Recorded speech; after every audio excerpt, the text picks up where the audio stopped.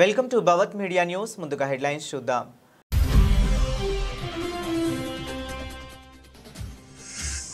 ఉగ్రవాదం మన నగరాలపై దాడి చేయొచ్చు కానీ మన ఆత్మీయులను కదిలించేది లేదు. ఢిల్లీ పేలుడుపై ఇజ్రాయెల్ ప్రధాని వ్యాఖ్యలు.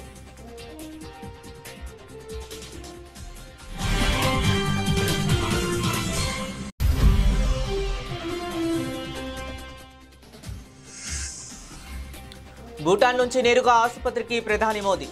ఎర్రకుట్ట పేలుడు బాధితులకు పరామర్శ.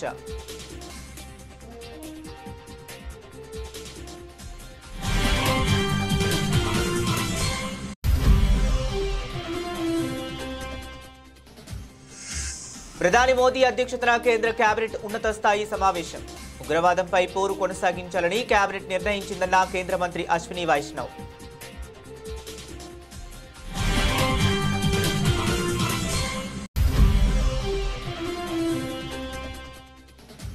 తిరుమల శ్రీ వెంకటేశ్వర స్వామి వారిని దర్శించుకున్న అస్సాం బీజేపీ అధ్యక్షుడు దిలీప్ సైకియా. గోవిందుని ఆశీస్సులతో దేశం మొత్తం శాంతి మరియు శ్రేయస్సు వెల్లివిరియాలని ఆకాంక్ష.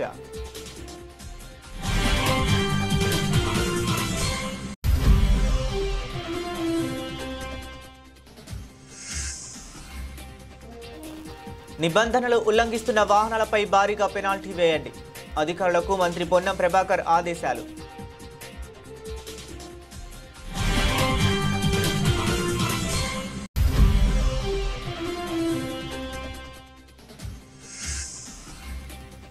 విశాఖలో రేపటి నుంచి సిఐఐ 30వ భాగస్వామ్య సదస్సుకు ముందే పారిశ్రామికవేత్తలతో సీఎం చంద్రబాబు సమావేశాలు.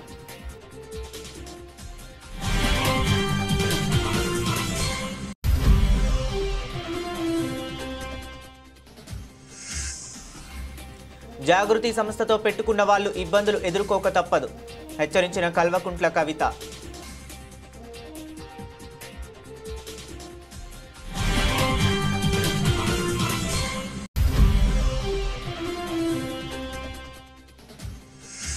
పత్రికల్లో ప్రచారం చేసుకుంటున్న 3 లక్షల ఇళ్లకు ఎప్పుడు భూసేకరణ చేశారు? ప్రభుత్వాన్ని నిలదీసిన శాసనమండలి విపక్ష నేత బొత్స సత్యనారాయణ.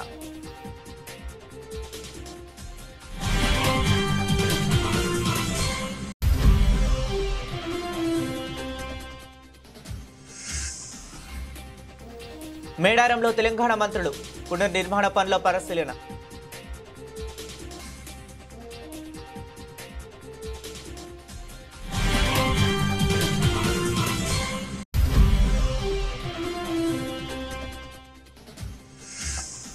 సీఎం చంద్రబాబుపై పెద్దిరెడ్డి రామచంద్రారెడ్డి తీవ్ర ఆరోపణలు.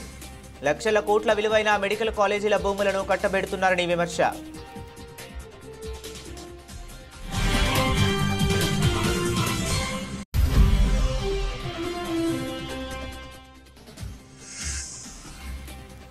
సంతాన ప్రాప్తిరస్తు, హిట్ ఖాయం అంటున్న మేకర్స్.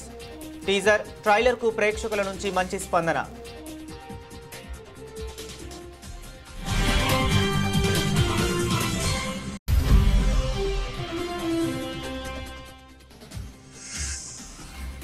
భారత జట్టులో చోటు కావాలంటే దేశవాళీ క్రికెట్ ఆడండి.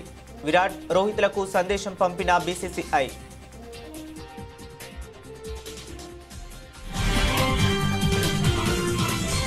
దేశ రాజధాని ఢిల్లీలోని ఎర్రకోట సమీపంలో జరిగిన కారు పేలుడు ఘటనపై ఇజ్రాయెల్ ప్రధాని బెంజమిన్ నెతన్యాహు తీవ్ర దిగ్భ్రాంతి వ్యక్తం చేశారు. ఈ దుర్ఘటనలో ప్రాణాలు కోల్పోయిన వారి కుటుంబాలకు ప్రగాఢ సంతాపం తెలిపారు.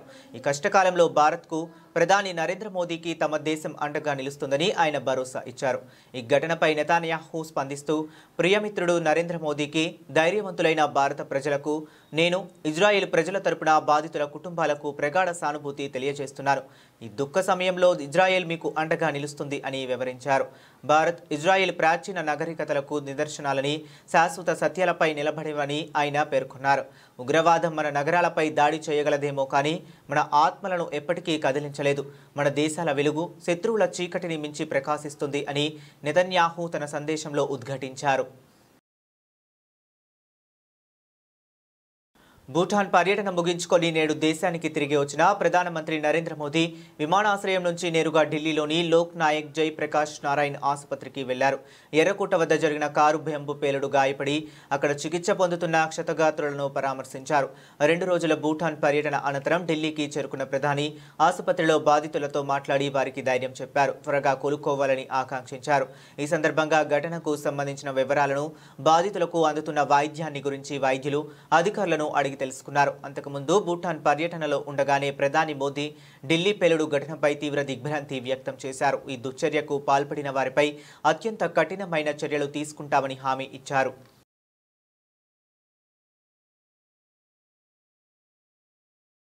ఎర్రకోట మెట్రో స్టేషన్ సమీపంలో జరిగిన పేలుడు ఘటనను ఉగ్రవాద ఘటనగా కేంద్రం పేర్కొంది. ఉగ్రవాదం ఏ రూపంలో ఉన్నా సహించేది లేదని పునరుద్ఘాటించారు. పేలుడు ఘటనలో ప్రాణాలు కోల్పోయిన వారికి సంతాపం తెలియజేసింది. ప్రధానమంత్రి నరేంద్ర మోదీ అధ్యక్షతన కేంద్ర కేబినెట్ ఉన్నత స్థాయి సమావేశం జరిగింది. సుమారు 2 గంటల సేపు ఈ సమావేశం జరిగింది. అనంతరం సమావేశం వివరాలను కేంద్ర మంత్రి అశ్విని వైష్ణవ్ మీడియాకు తెలిపారు. ఢిల్లీ పేలుడు ఘటన అత్యంత కిరాతక ఉగ్రవాద చర్యగా కేబినెట్ పేర్కొందని, ఉగ్రవాదంపై పోరు కొనసాగించాలని నిర్ణయించిందని ఆయన చెప్పారు. ఘటనపై శీఘ్రతిన పూర్తి వృత్తి నిబద్ధతతో విచారణకు కేబినెట్ నిర్ణయించిందని తెలిపారు. తద్వారా దాడికి పాల్పడిన వారిని, వారికి సహకరించిన వారిని, స్పాన్సర్లను గుర్తించి వారికి చట్టం ముందుకు తీసుకురావచ్చని సమావేశం అభిప్రాయపడిందన్నారు. ఇందుకు సంబంధించిన తీర్మానాన్ని కేంద్ర కేబినెట్ ఆమోదించినట్లు వెల్లడించారు. The cabinet expressed its profound grief over the loss of lives in the terrorist incident involving a car explosion near the Red Fort in Delhi on the evening of 10th November 2025. The cabinet observed 2 minutes silence in honor of the innocent lives lost. The cabinet adopted the following resolution. The country has witnessed a heinous terror incident perpetrated by anti-national forces through a car explosion near the Red Fort on the evening of 10th November 2025. The explosion resulted in multiple fatalities and caused injuries to several others. The cabinet pays its solemn respects to the victims of this senseless act of violence and conveys its heartfelt condolences to the bereaved families. The cabinet prays for the speedy recovery of all those injured and appreciates the prompt efforts of the medical personnel and emergency responders who have been providing care and support to the victims. The cabinet unequivocally condemns this dastardly and cowardly act that has led to the loss of innocent lives. The cabinet reiterates India's unwavering commitment to a policy of zero tolerance towards terrorism in all its forms and manifestations. The cabinet also recorded its appreciation for the statements of solidarity and support from many governments around the world. The cabinet notes with appreciation the timely and coordinated response of the authorities, security agencies and citizens who acted with courage and compassion in the face of adversity. Their dedication and sense of duty are deeply commendable. The cabinet directs that the investigation into the incident be pursued with the utmost urgency and professionalism so that the perpetrators, their collaborators and their sponsors are identified and brought to justice without delay. The situation continues to be closely monitored at the highest levels of the government. The cabinet reaffirms the government's steadfast resolve to safeguard the lives and well-being of all Indians, consistent with its enduring commitment to national security and the safety of every citizen. Tirumala Shri Venkateswara స్వామి వారిని గురువారం ఉదయం Assam BJP అధ్యక్షుడు దిలీప్ సైకియా దర్శించుకున్నారు. ఈ సందర్భంగా ఆయన మాట్లాడుతూ తిరుపతి బాలాజీ దేవుడి దివ్య దర్శనం తమకు లభించిందని, గోవిందుని ఆశీస్సులతో దేశం మొత్తం శాంతి మరియు శ్రేయస్సు వెళ్లి విరియాలని ఆకాంక్షించారు. కామైక్య మాత ఆశీస్సులు తీసుకుని అస్సాం నుండి తాము ఇక్కడికి వచ్చినట్లు చెప్పారు. రవాణా శాఖ మంత్రి పొన్నం ప్రభాకర్ అధికారులకు కీలక ఆదేశాలు జారీ చేశారు. నిబంధనలు ఉల్లంఘిస్తున్న వాహనాలపై భారీగా పెనాల్టీ విధించాలని స్పష్టం చేశారు. ఓవర్లోడింగ్ వాహనాలు సీజ్ అయ్యేలా కఠిన చర్యలు తీసుకోవాలని అన్నారు. రవాణా శాఖపై అధికారులతో మంత్రి సమీక్ష నిర్వహించారు. ఈ సందర్భంగా మాట్లాడుతూ రవాణా శాఖలో ఎన్ఫోర్స్మెంట్ నిరంతరం ఉండేలా ప్రణాళికను రూపొందించుకొని దానిని నిక్కచ్చిగా అమలు చేయాలని అన్నారు. రాష్ట్ర స్థాయిలో 3 ఫ్లయింగ్ స్క్వాడ్ బృందాలు ఏర్పాటు చేస్తున్నట్లు తెలిపారు. రోడ్ సేఫ్టీ మంత్తో ప్రజల్లో విస్తృత అవగాహన కల్పించాలని అన్నారు. మహిళా ఆటోలకు అనుమతులు ఇచ్చేందుకు ప్రభుత్వం సానుకూలంగా ఉందని ఆయన అన్నారు. ఏపీని పెట్టుబడులకు గమ్యస్థానంగా మార్చే లక్ష్యంతో రాష్ట్ర ప్రభుత్వం కీలక అడుగులు వేస్తుంది. విశాఖపట్నం వేదికగా రేపు ఎల్లుండి జరగనున్న 30వ CII భాగస్వామ్య సదస్సు కోసం సర్వం సిద్ధమైంది. ఈ సదస్సు ప్రారంభానికి ఒక రోజు ముందే సీఎం చంద్రబాబు గురువారం పారిశ్రామికవేత్తలు, విదేశీ ప్రతినిధులతో వరుస సమావేశాల్లో బిజీగా గడుపుతున్నారు. ఈ సాయంత్రం ఆయన సమక్షంలో పలు కంపెనీలతో రాష్ట్ర ప్రభుత్వం కీలక అవగాహన ఒప్పందాలు చేసుకోనుంది. ఇవాళ ఉదయం 10 గంటలకు నగరంలోని నోవోటెల్ హోటల్లో జరిగిన partners in progress India Europe cooperations for sustainable growth అనే అంశంపై CM Chandrababu India Europe business round table సమావేశానికి హాజరయ్యారు. ఈ సందర్భంగా గ్రీన్ షిఫ్ట్, సుస్థిర ఆవిష్కరణలు, ఏపీలో యూరోపియన్ పెట్టుబడులకు ఉన్న అవకాశాలపై పారిశ్రామిక ప్రతినిధులతో ఆయన విస్తృతంగా చర్చించారు. You have seen Visakhapatnam. This is one of the most clean city in India and also safe city in India. Recently, Government of India has rated safety for women is number 1 in Visakhapatnam. That is the city you are here now. And also this city is a happening city. Now another 3-4 years time, Google is going to complete $15 billion investment, 1 gigawatt data center and AI hub and also CE cable connecting from here to Singapore. Nobody as of now can ignore India. I have seen in politics for the last 4 decades. Around mid-90s, internet has come. That is a big revolution. At that time, we adopted information technology. That is where we started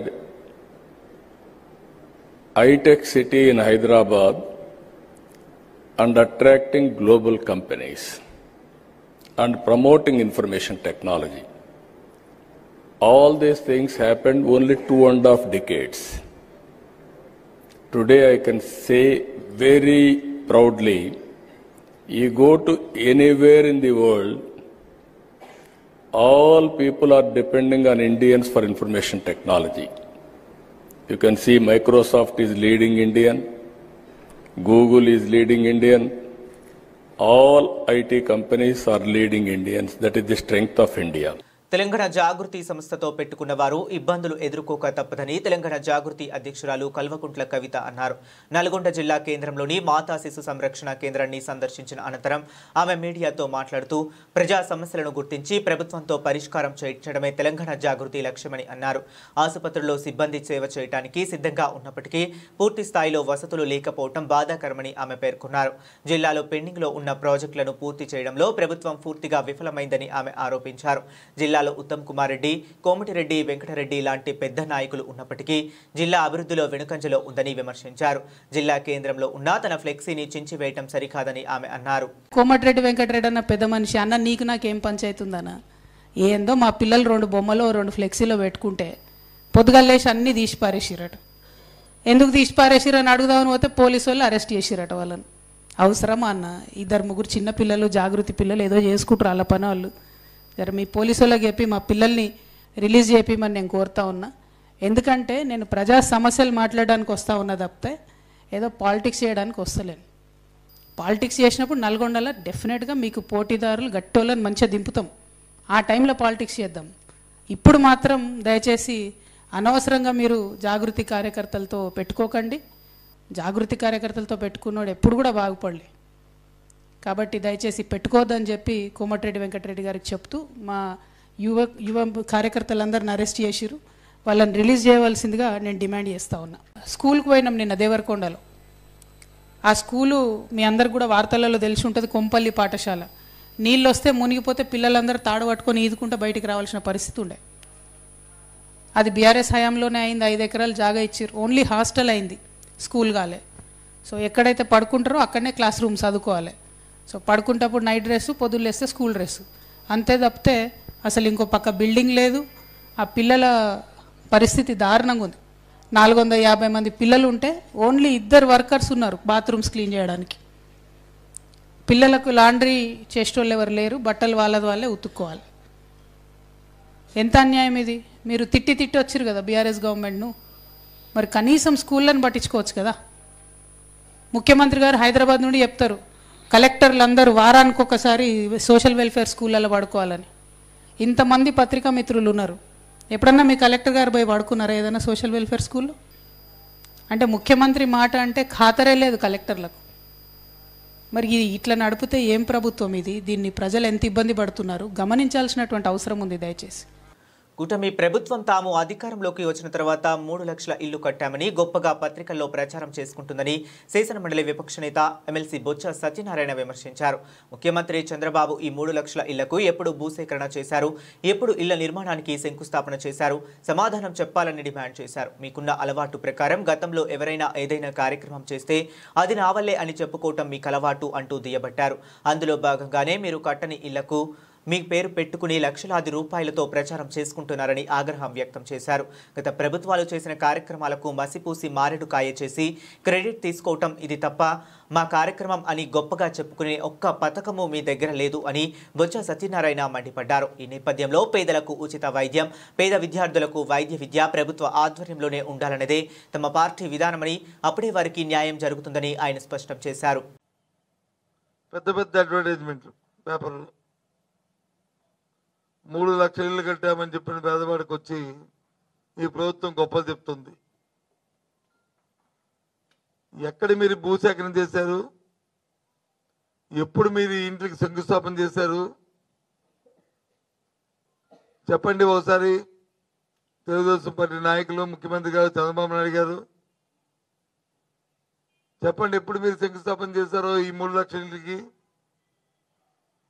ఎప్పుడు మీరు ఈ భూసేకరణ చేశారో ఒకసారి చెప్పని ఈ ప్రభుత్వాన్ని కోరుతున్నాను, డిమాండ్ చేస్తున్నాను.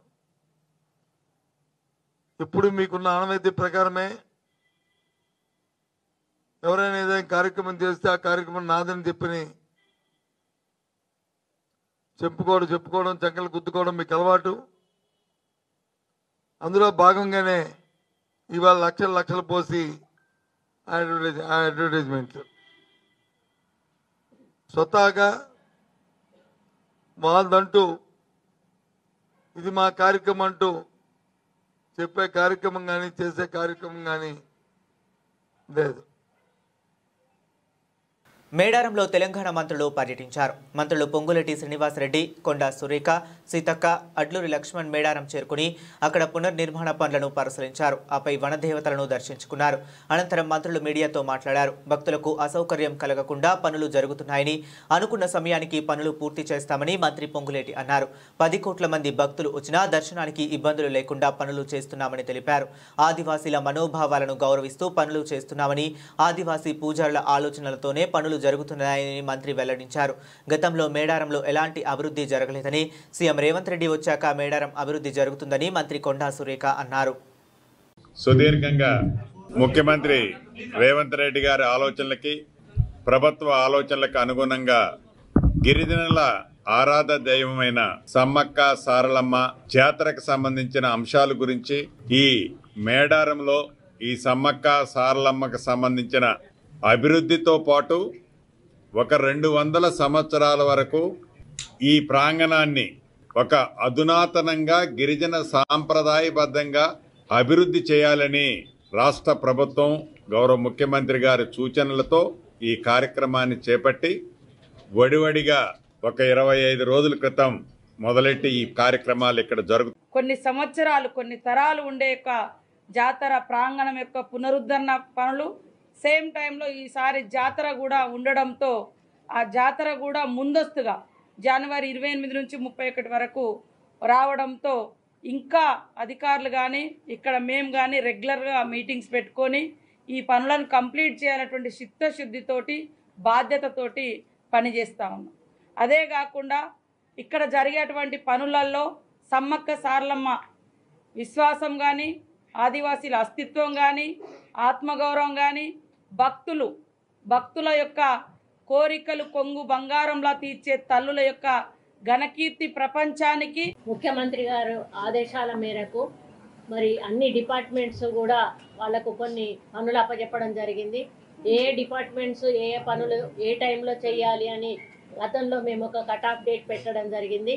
ఈరోజు రివ్యూలో ఆ కట్ ఆఫ్ డేట్ వరకు కూడా పనులు అయ్యాయా లేవా, ఇంకా ముందు చేయాల్సిన పనులేంటి, మరి ఏ టైం వరకు చేయాలి, మళ్ళీ మేము ఏ రోజు విజిట్కి వస్తామో, డిపిఆర్ ఉందో ఆ సీఎం గారు ముందు పెట్టి మళ్ళీ వారి దగ్గర ఏమన్నా సలహాలు సూచనలు ఉంటే మార్పులు చేర్పులు ఉంటే కూడా ముందే తీసుకొని కన్స్ట్రక్షన్కు ముందే అవి కూడా అమలు చేసే దిశగా మరి ముందుకు వెళ్ళాలని ఈరోజు మీటింగ్లో నిర్ణయం తీసుకోవడం జరిగింది. ఏపీ సీఎం చంద్రబాబుపై మాజీ మంత్రి వైసీపీ సీనియర్ నేత పెద్దిరెడ్డి రామచంద్రారెడ్డి సంచలన ఆరోపణలు చేశారు. రాష్ట్రంలో మెడికల్ కాలేజీలను ప్రైవేటు పరం చేసేందుకు చంద్రబాబు కుట్రలు పన్నుతున్నారని, లక్షల కోట్ల రూపాయల విలువైన భూములను కేవలం 100 రూపాయలకే కట్టబెట్టే ప్రయత్నం చేస్తున్నారని తీవ్రంగా విమర్శించారు. చిత్తూరు జిల్లా పుంగనూరులో మెడికల్ కాలేజీల ప్రైవేటీకరణను వ్యతిరేకిస్తూ పెద్దిరెడ్డి ఆధ్వర్యంలో ర్యాలీ నిర్వహించారు. అనంతరం తహసీల్దార్కు వినతి పత్రం సమర్పించారు. ఈ సందర్భంగా ఆయన మాట్లాడుతూ 50 ఎకరాల మెడికల్ కాలేజీ భూముల ద్వారా రాష్ట్రానికి లక్షల కోట్ల ఆదాయం వస్తుంది.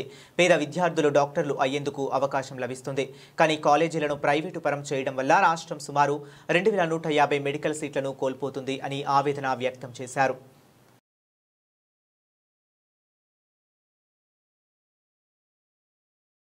ఈ మధ్యకాలంలో టాలీవుడ్లో చిన్న సినిమాల హవా నడుస్తుంది. కోర్ట్, లిటిల్ హార్ట్స్ వంటి చిత్రాలు బాక్సాఫీస్ వద్ద మంచి విజయాలు సాధించాయి. గత వారం విడుదలైన the great pre wedding show కూడా సానుకూల స్పందన తెచ్చుకుంది. ఇదే కోవలో ఈ వారం ప్రేక్షకుల ముందుకు రాబోతున్న సంతాన ప్రాప్తిరస్తు కూడా ఆ జాబితాలో చేరేలా కనిపిస్తుంది. ఇప్పటికే రిలీజ్ అయిన ట్రైలర్ ఆడియన్స్లో ఒక మంచి హైప్ను తెచ్చుకుంది. మేల్ ఫెర్టిలిటీ పాయింట్తో రూపుదిద్దుకున్న ఈ చిత్రం తప్పకుండా ప్రజాదరణ పొందుతుందని చిత్ర బృందం ధీమా వ్యక్తం చేస్తుంది. విక్రాంత్, చాందిని చౌదరి హీరోయిన్లుగా నటించిన ఈ చిత్రంలో ఓ ఆసక్తికరమైన కథాంశాన్ని ఎంచుకున్నారు. పిల్లలు కలగడం కోసం ప్రయత్నిస్తున్న ఓ జంట భర్తకు స్పామ్ కౌంట్ తక్కువగా ఉండడంతో ఎదుర్కొనే సమస్యల చుట్టూ ఈ కథ తిరుగుతుంది. ఇప్పటికే విడుదలైన టీజర్, ట్రైలర్ వినోదాత్మకంగా ఉంటూ ప్రేక్షకులను ఆకట్టుకున్నాయి. విభిన్నమైన పాయింట్తో రాబోతున్న ఈ కామెడీ ఎంటర్టైనర్ మంచి అంచనాలే ఉన్నాయి. సంజీవ్ రెడ్డి దర్శకత్వం వహించిన ఈ చిత్రాన్ని మధుర శ్రీధర్ రెడ్డి నిర్మించారు. వెన్నెల కిషోర్, తరుణ్ భాస్కర్, మురళీధర్ గౌడ్ ఇతరుల కీలక పాత్రల్లో పోషించారు. ఈ సినిమా శుక్రవారం 14న థియేటర్లలో విడుదల కానుంది. భారత క్రికెట్ నియంత్రణ మండలి బీసీసీఐ ఇద్దరు దిగ్గజ క్రికెటర్లు విరాట్ కోహ్లీ, రోహిత్ శర్మలకు స్పష్టమైన సందేశాన్ని పంపింది. వన్డే జట్టులో కొనసాగాలనుకుంటే దేశీయ వన్డే టోర్నమెంట్లో పాల్గొనాలని బోర్డు చెప్పింది. ఇద్దరు సీనియర్స్ టెస్ట్, T20 అంతర్జాతీయ ఫార్మెట్ల నుంచి రిటైర్డ్ అయ్యారు. ఇద్దరు వన్డే జట్టులో మాత్రమే ఆడుతున్నారు. దాంతో బోర్డు జట్టు టీం మేనేజ్మెంట్ దేశీయ క్రికెట్తో ఫిట్నెస్, ఫామ్ను నిరూపించుకోవాలని చెప్పింది. ఈ విషయమై సీనియర్ బీసీసీఐ అధికారి మాట్లాడుతూ భారత్ తరపున ఆడాలంటే దేశీయ క్రికెట్లో ఆడాలని బోర్డు జట్టు నిర్వహణ వారిద్దరికీ స్పష్టం చేసింది. 2 ఫార్మెట్ల నుంచి రిటైర్డ్ అయినందున ఫిట్నెస్, లయను కాపాడుకోవటానికి ఇది చాలా అవసరమని చెప్పారు. గత నెలలోని selection committee chairman Ajit Agarkar సైతం ఆటగాళ్లు దేశీయ క్రికెట్లో పాల్గొనాల్సిన అవసరాన్ని నొక్కి చెప్పారు. ఆటగాళ్లు అందుబాటులో ఉన్నప్పుడల్లా దేశీయ క్రికెట్ ఆడాలని ముందే స్పష్టం చేశామన్నారు. బులెటిన్ ముగించే ముందు మరొకసారి హెడ్లైన్స్ చూద్దాం.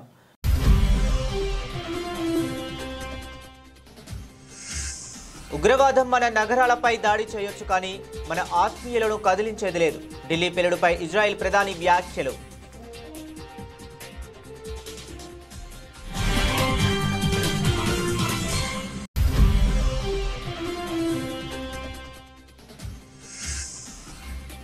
భూటాన్ నుంచి నేరుగా ఆసుపత్రికి ప్రధాని మోదీ. ఎర్రకుట్ట పేలుడు బాధితులకు పరామర్శ.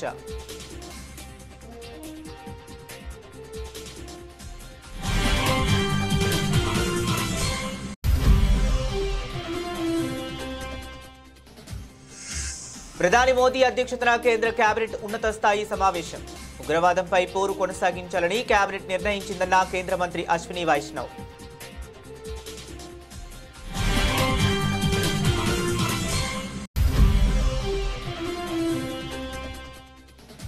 తిరుమల శ్రీ వెంకటేశ్వర స్వామి వారిని దర్శించుకున్న అస్సాం బీజేపీ అధ్యక్షుడు దిలీప్ సైకియా.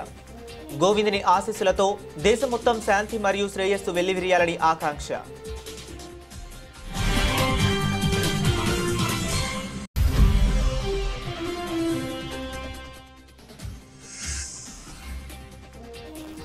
నిబంధనలు ఉల్లంఘిస్తున్న వాహనాలపై భారీగా పెనాల్టీ వేయండి. అధికారులకు మంత్రి పొన్నం ప్రభాకర్ ఆదేశాలు.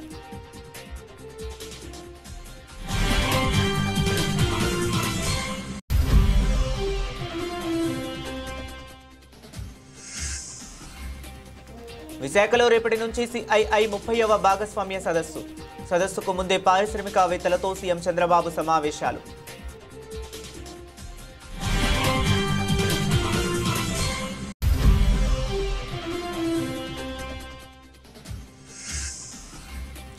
జాగృతి సంస్థతో పెట్టుకున్న వాళ్ళు ఇబ్బందులు ఎదుర్కోక తప్పదు, హెచ్చరించిన కల్వకుంట్ల కవిత.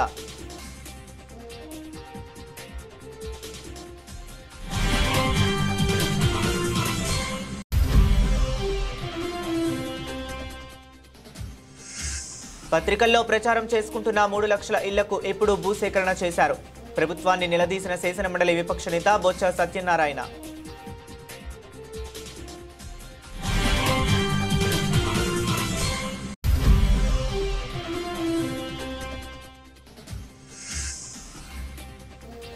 మేడారంలో తెలంగాణ మంత్రులు పునర్నిర్మాణ పనుల పరిశీలన.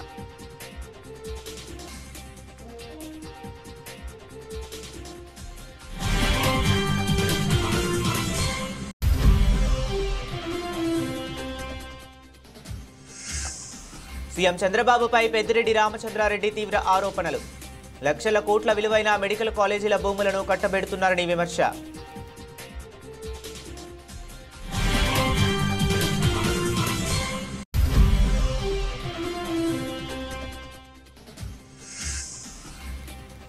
సంతాన ప్రాప్తిరస్తు, హిట్ ఖాయం అంటున్న మేకర్స్. టీజర్, ట్రైలర్కు ప్రేక్షకుల నుంచి మంచి స్పందన.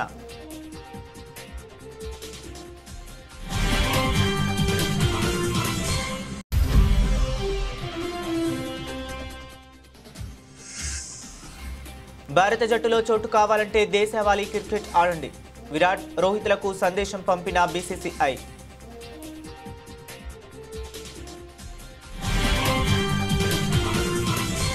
ఇవి ఇప్పటి వరకు ఉన్న అప్డేట్స్. మరిన్ని అప్డేట్స్ కోసం కీప్ వాచింగ్.